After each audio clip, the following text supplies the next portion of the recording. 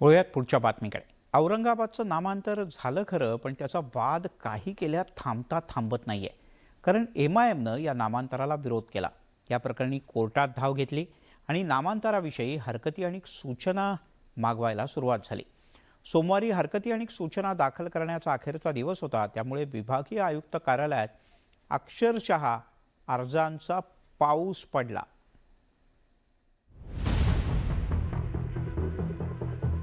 औरंगाबाद शहराच्या नामांतराचा विषय गेल्या 3 दशकांपेक्षा जास्त काळ रेंगाळला होता आणि त्यावरून बरंच राजकारणही झालं।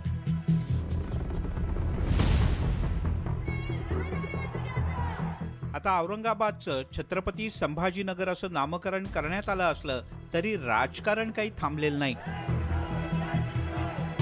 या नामांतराच्या विषयी हरकती आणि सूचना देण्यासाठी कोर्टानं दिलेली मुदत सोमवारी संपली। त्यामुळे दिवसभर नामांतराचे समर्थक आणि विरोधक यांनी आपापल्या हरकती आणि सूचना दाखल करण्यासाठी आयुक्त कार्यालयात तोबा गर्दी केली।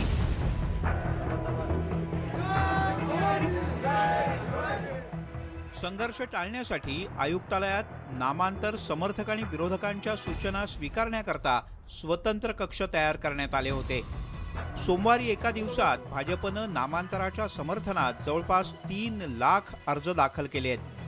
नामांतर विरोधकांनी सुद्धा गेल्या अनेक दिवसांपासून आयुक्तालयात हरकती जमा केल्या होत्या। जो भी दूसरे लोग काम कर रहे हैं उनको ये समझना चाहिए कि आप बिन बुलाए मेहमान यहाँ पर आ गए। ये यहाँ पर गवर्नमेंट ने एक जो GR निकाला था, जो भी नोटिफिकेशन निकला था, वो ऑब्जेक्शन मंगाने के लिए निकला था। ये फेवर में देने के लिए नहीं निकला था, ऑलरेडी फेवर में तो आ चुका है। तो ये स्टंटबाजी इनको बोलना कि कम करो, अपना काम से काम करो और लोगों को शांति से रहने दो। दुपारी गाजावाजा करत भाजपकडून 2 जीप भरून नामांतराच्या समर्थनार्थ सूचना दाखल करण्यात आल्या।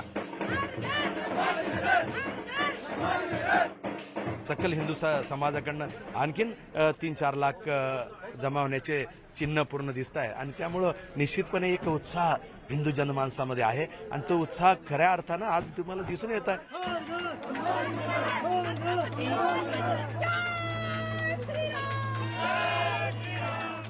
एकीकडे भाजपनं नामांतराच्या समर्थनार्थ 2 जीप भरून सूचना जमा केल्या, तर शिवसेना आणि हिंदू एकत्रीकरण समितीनं सुद्धा 2 छोटे टेम्पो भरून समर्थनाची कागदपत्र सादर केली।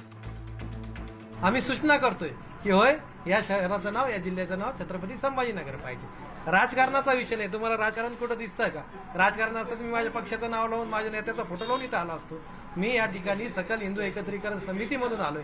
ज्या हिंदूंनी आम्हाला फॉर्म भरून दिले, त्या हिंदूंनी दिलेले फॉर्म जमा करण्यासाठी या ठिकाणी आलोय। महाराष्ट्र नवनिर्माण सेना हिंदूच्याच वतीने काम करते। मुळामध्ये ज्या दिवशी पहिल्या दिवशीपासून काम सुरू झालं, सकल हिंदू समाज म्हणून महाराष्ट्र नवनिर्माण सेनेने काम चालू केलं।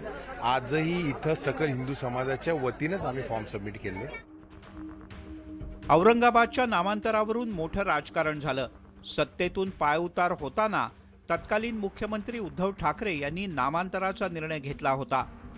यानंतर शिंदे मुख्यमंत्री होताच त्यांनी पुन्हा एकदा कॅबिनेटमध्ये नामांतराचा निर्णय घेत ठाकरे यांच्यावर कुरघोडी करण्याचा प्रयत्न केला। तसंच केंद्र सरकारकडून मंजुरीही मिळवली आणि नामांतर एकदाचं झालं। मात्र आता कोर्टाच्या आदेशानंतर हरकती आणि सूचना देण्यावरून राजकीय चढाओढ मात्र जोरात रंगले। सुधीर जाधवसह सिद्धार्थ गोदाम, न्यूज 18 लोकमत, संभाजीनगर।